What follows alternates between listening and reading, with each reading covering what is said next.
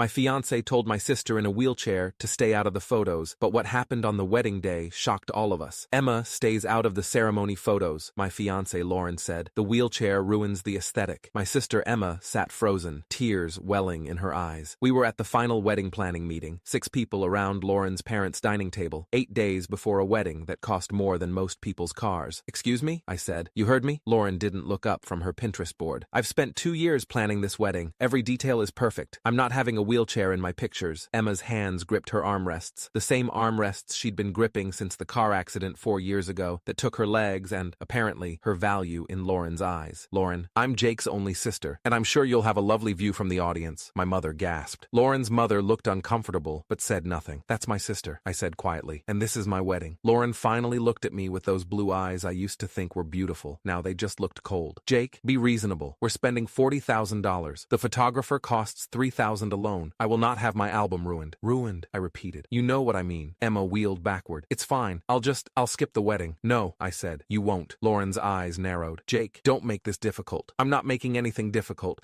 I'm telling you my sister will be in the wedding photos. Then maybe we need to rethink this entire wedding. The room went silent. Even the grandfather clock in the corner seemed to stop ticking. Maybe we do, I said. Lauren laughed. Actually laughed. You're not serious. You're going to throw away 2 years over one photo? You're throwing away a marriage over my sister's wheelchair. God, you're so dramatic. She waved her hand dismissively like she was swatting away a mosquito. Fine, she can be in some photos, the family ones, but not the romantic couple shots, and not the bridal party. Lauren, that's my final offer. I looked at Emma. She was crying silently, trying to hide it behind her hand the way she'd done since we were kids and our father used to yell. Okay, I said. I accept your offer. Lauren smiled triumphantly. Good. Now about the centerpieces. I accept that this wedding is off. Her smile froze. What? We're done. The wedding is canceled. Jake, don't be ridiculous. I'm going home. Emma, let's go. Lauren's mother finally spoke. Jake, let's all calm down. I am calm, I said. Calmest I've been in months, actually. You're making a huge mistake, Lauren said, her voice rising. No, I made a mistake 2 years ago. I'm fixing it now. I stood. Emma wheeled toward the door. Jake, Lauren shouted. If you walk out that door, we're done. I know, but I didn't leave. Not yet. Because 3 weeks ago, something happened that changed everything. Let me back up, because you need to understand how I got here. How I almost married someone who looked at my sister and saw a defect instead of a person. I met Lauren 2.5 years ago at a tech conference in San Francisco. I'm a software engineer at a startup. She worked in marketing at a Fortune 500 company. She was beautiful, confident, ambitious. She knew exactly what she wanted and went after it. At first, I thought that was attractive. Drive, vision, purpose. I didn't realize until much later that what I mistook for ambition was actually control. Emma and Lauren met 3 months into our relationship. Emma was 26 then, still adjusting to life in a wheelchair after the accident. She'd been a dancer before, contemporary, modern, the kind that tells stories with your body. The drunk driver who ran a red light on Highway 101 took that away from her in 3 seconds. Lauren was polite to Emma, friendly even, asked about her physical therapy, complimented her jewelry, all the right things, but I noticed small moments. The way Lauren would position herself when we took photos so Emma's wheelchair wasn't visible, the way she'd suggest restaurants with better ambiance that happened to have stairs, the way she'd talk about our future, travel, adventure, hiking in Patagonia, without ever acknowledging that Emma was part of my life. I told myself I was being paranoid. Lauren was just particular, detail-oriented. It was what made her good at her job. When I proposed, on a cliff overlooking Big Sur, sunset, the whole cinematic production, Emma was the first person I called. I'm so happy for you, she said, but I heard something in her voice, a hesitation. What's wrong? I asked. Nothing.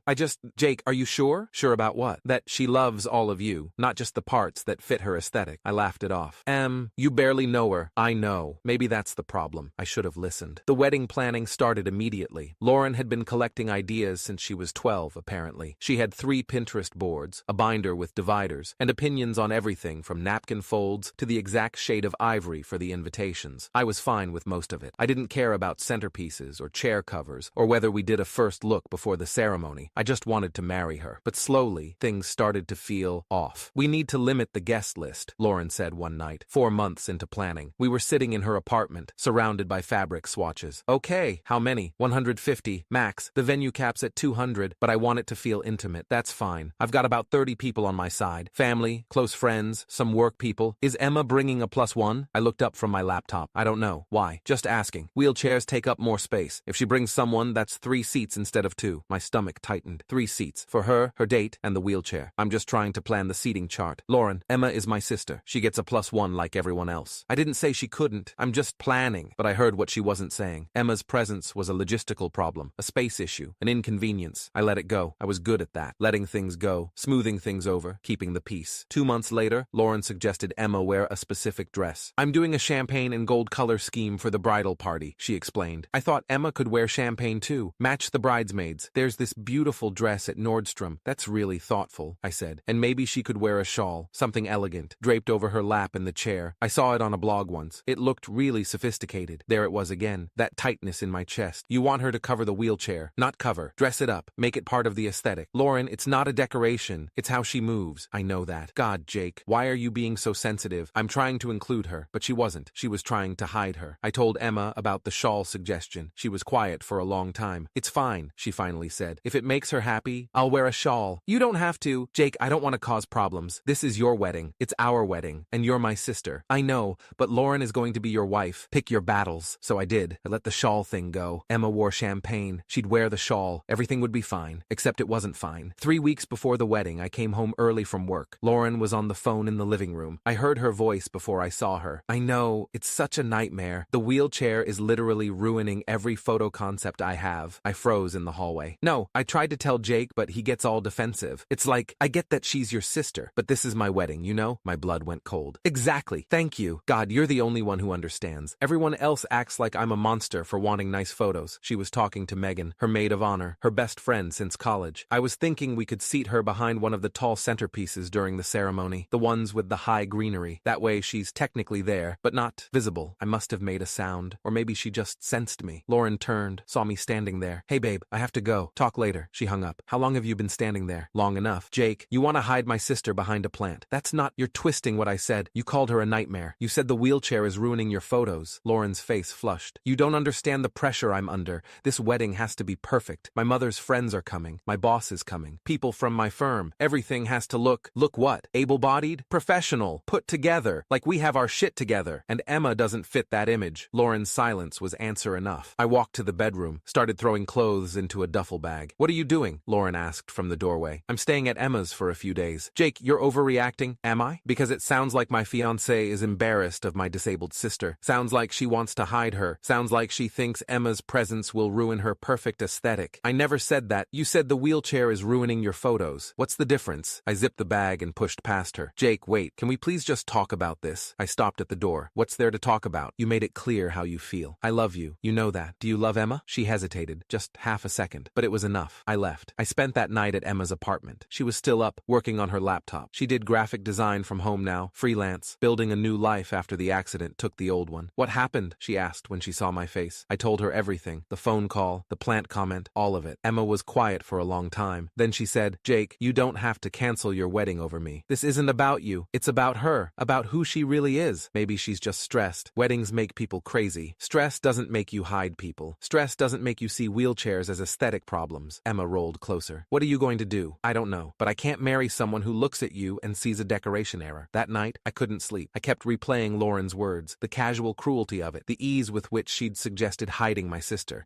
and I realized something. This wasn't new. This was who Lauren had always been. I'd just been too in love, or too afraid, to see it. So I made a plan. The next morning, I called Nathan Miller. He was an attorney I'd worked with on a contract negotiation for my startup. Corporate law, mostly, but he knew people. I need some advice, I told him. Personal matter. Shoot. I explained the situation. The wedding, the contracts, the fact that Lauren and I weren't married yet, had no shared assets, no legal ties. Who's on the vendor contracts? Nathan asked. Most of them are on my credit card. The venue, the photographer, the caterer. Lauren's parents paid for her dress and the invitations. So legally, you're the client for most vendors. Yeah. Then you can cancel. Just depends on the contracts. Send me copies and I'll review them. I spent that day forwarding every contract, every receipt, every email confirmation to Nathan. He called back that evening. Good news. Most of your deposits are refundable with written notice. The venue is the tricky one. You'll lose about 40%, but the photographer, caterer, florist, they all have cancellation clauses. You'll get 70 to 80% back. What about Lauren? Can she fight it? Fight what? She's not on the contracts. She has no legal standing. If you cancel, she can't stop you. And if she tries to rebook things, use the same vendors, the vendors are contracted with you. If you cancel and request refunds to your payment method, she'd have to start from scratch. New contracts, new deposits, all on her. I felt something loosen in my chest. Okay, don't send anything yet. I need to think. But I wasn't thinking. I was planning. Over the next 3 weeks, I played the part of the apologetic fiancé. I came back to Lauren's apartment. I said I'd overreacted. I said I was stressed about work. I said I was sorry. She accepted the apology with the magnanimous air of someone who'd been proven right. I'm glad you came to your senses, she said. Emma can be in the family photos. I already told you that. I'm not a monster. I know. Thank you. But I was gathering evidence. Screenshots of text conversations, voicemails. The phone call I'd accidentally been on when she told her mother that Emma was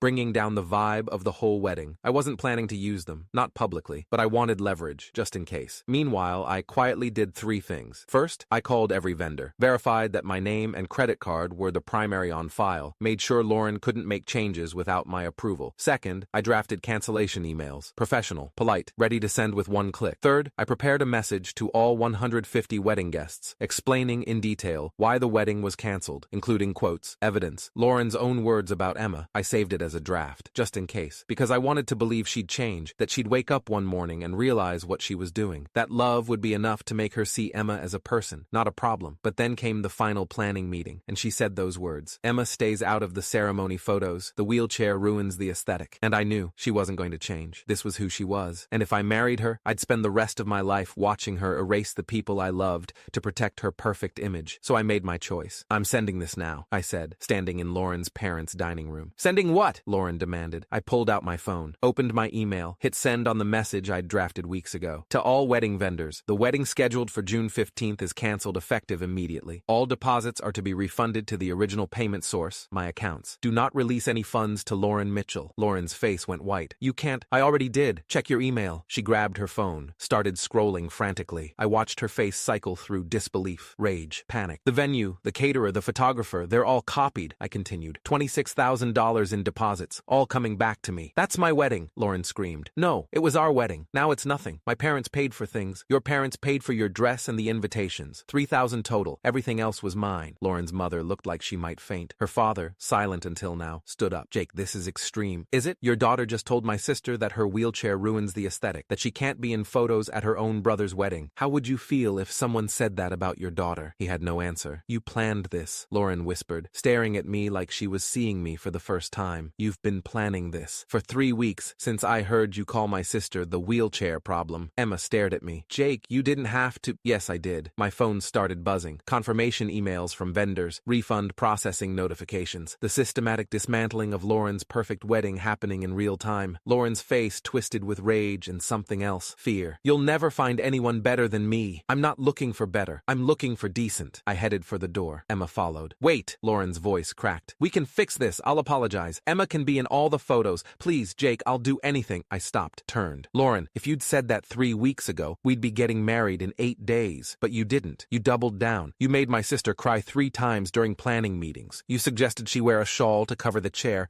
You told me she was bringing down the vibe. You told your mother you wanted to seat her behind a plant. I was stressed. You were cruel. There's a difference. So that's it? You're just going to humiliate me? I pulled up another draft email, the nuclear option, the one I'd prepared but hoped I'd never send. This is a message to all 150 wedding guests, explaining why the wedding is canceled, including direct quotes from your phone conversations about Emma, about how you wanted to hide her, about how you called her a nightmare. Lauren's eyes went huge. You recorded me? You were on speakerphone, in my house, legally recorded under California's one-party consent law. Her mother gasped. Jake, you wouldn't. You're right, I won't. I deleted the draft right there, showed them the screen, because despite everything, I'm not trying to destroy you. I just want you out of my life. Lauren was crying now, real, ugly crying. Jake, please, I love you. I made mistakes, but I love you. You love the version of me that fit your aesthetic, the version that didn't ask questions, the version that let you erase my sister to make your photos prettier. That's not fair. Fair? You wanted to hide a woman who lost her ability to walk because her wheelchair didn't match your color scheme. You wanted to seat her behind decorative plants like she was something to be ashamed of. And you called that planning. Tell me what's fair about that. Emma touched my arm. Jake, we should go. I looked at Lauren one last time, at the woman I'd almost married, and I felt nothing, just relief. Goodbye, Lauren. Emma and I walked to my car in silence. As I opened the passenger door for her, started the process of folding her wheelchair and loading it in the trunk, my phone exploded. Texts from Lauren's bridesmaids, her mother, her friends. My phone lit up like a Christmas tree with notifications. Megan, what the hell is wrong with you? Lauren's mom, you're making a terrible mistake. She loves you. Lauren's cousin, this is so cruel. She's devastated. I blocked them all, every single one. As I pulled out of the driveway, Emma was quiet, staring out the window. You okay? I asked. Jake, you just canceled your wedding, lost thousands of dollars, ended a 2-year relationship because of me, not because of you, because of her, because of who she chose to be. But look at me. I pulled keeled over, turned to face her. You're my sister. You're family. And family doesn't hide you behind plants. Family doesn't call you a nightmare. Family doesn't see your wheelchair as an aesthetic problem. She was crying. I'm so sorry. Stop. You have nothing to apologize for. Lauren should be sorry, but she won't be. Not really. She'll be sorry she got caught. Sorry she lost control. But she won't actually understand what she did wrong. Emma wiped her eyes. What happens now? Now? I get $26,000 in refunds. I tell mom and dad what happened, and I move on. That's it? That's it. But it wasn't, because 3 hours later, my phone rang. Unknown number. Hello? Jake, this is Charlotte Reed. I'm a wedding photographer. I was contracted for your wedding. Oh, hi. Did you get my cancellation email? I did, and I want to give you back the full deposit, all $3,000. The contract said 70%. I know what the contract says. But Jake, I need to tell you something. I've been in this business for 12 years, and about 2 months ago, Lauren called me, asked if we could adjust the shooting schedule to minimize her words, not mine. Awkward wheelchair shots. My stomach dropped. What? She wanted me to pose your sister in ways that hid the chair, or shoot from angles that made it less visible. She sent me Pinterest boards, examples of what she called tasteful inclusion. And you said? I told her I photograph people, not poses. I document love, not aesthetics. And if she wanted a photographer who'd erase her future sister-in-law, she'd need to find someone else. Then why didn't you cancel the contract? Charlotte paused. Because she convinced me it was just nerves, that she'd come around, that you were a good guy who'd talk sense into her. I gave her the benefit of the doubt. I shouldn't have. So why are you calling now? Because when I got your cancellation email, I knew. I knew you'd seen the real her, and I wanted you to know that you did the right thing. I've shot weddings where the bride hid family members, edited out scars, cropped out people who didn't fit the vision. Those marriages don't last, because they're built on the lie that love is conditional, that some people matter more than others. I didn't know what to say. Keep the money, I finally managed. You earned it just for dealing with her. Charlotte laughed. I'm still refunding it. But Jake, your sister is lucky to have you, and whoever you end up marrying, she'll be lucky too. Over the next week, more vendors reached out. The caterer sent a bottle of wine with a note, for standing up for your sister. The florist refunded the full deposit. Even the venue, which was supposed to keep 40%, sent back 75%. Word had gotten out. Somehow, vendors were talking, and they all seemed to know what Lauren had done. I found out why when Emma forwarded me a post from a private Facebook group called Bay Area Wedding Professionals. Someone, probably Charlotte, had posted a warning. No names, just a description of a bride who'd demanded a photographer hide a disabled family member, who'd referred to a wheelchair as an aesthetic problem. The comments were brutal. Jenny M., wedding planner. I think I know who this is. She called me too. Wanted to know if we could position the wheelchair-using guest strategically. I declined the contract. Marcus L., caterer. Red flags everywhere. If they'll dehumanize family, imagine how they'll treat vendors. Sarah K., florist. Anyone who sees people as decor isn't ready to get married. Lauren's reputation in the wedding industry was destroyed, and I hadn't said a word. Karma apparently had its own marketing team. 2 weeks after the canceled wedding, my parents invited Emma and me to dinner. They'd been quiet since I'd told them what happened, processing, dealing with their own feelings about the woman they'd almost welcomed into the family. We're proud of you, my mother said over dessert, for choosing Emma, for choosing decency. I didn't choose Emma over Lauren, I said. I chose basic human dignity over cruelty. That shouldn't be a hard choice, my father nodded. Your grandfather always said, show me how someone treats the powerless, and I'll show you their character. Emma reached across the table, squeezed my hand. Thank you, she whispered. For what? For seeing me. For making sure I wasn't invisible. You could never be invisible. Not to me. A month later, I got one final message from Lauren. A long, rambling email sent at 2 a.m. It started with apologies. How she'd been wrong. How she'd been terrible. How she'd realized too late what really mattered. But then, halfway through, it shifted. Blame crept in. Justifications. The stress of planning. The pressure from her family. The expectations from her firm. The impossible standards society placed on weddings. And I realized she still didn't get it. She was sorry she'd lost me. Sorry her wedding was canceled. Sorry her reputation was damaged. But she wasn't sorry for what she'd done to Emma. Not really. Because in Lauren's world, Emma was still a problem. Just one that Lauren had mismanaged. I deleted the email, blocked her address, moved on.